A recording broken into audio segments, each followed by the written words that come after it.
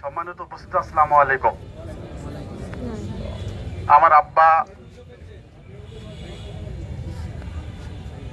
এই দুনিয়া থেকে চিরবিদায় নিয়েছেন। হয়তো আপনাদের আমার সকলের একদিন এই বিদায় নিতেই হবে। আমি বেশি কিছু বলবো না।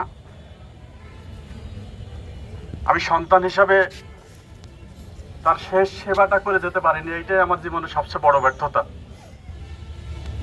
আমার আব্বা চলার পথে সামাজিকভাবে যদি কোনো সময় কারো প্রতি কোনো অন্যায়, কারোর সাথে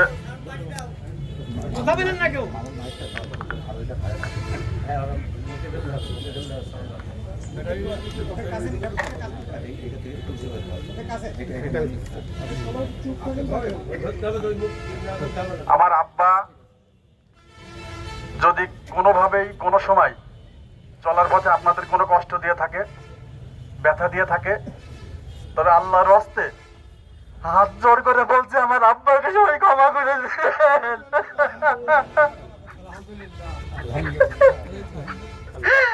আল্লাহ,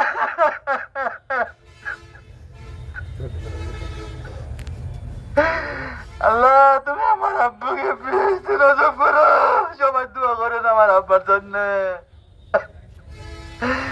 আমার আব্বা জীবিত মুখ দেখতে পারিনি।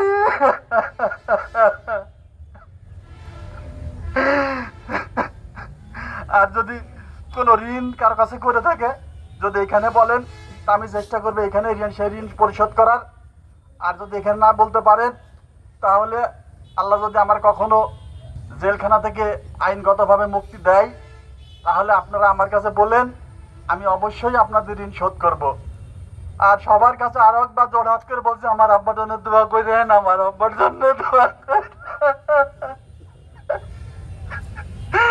আল্লাহ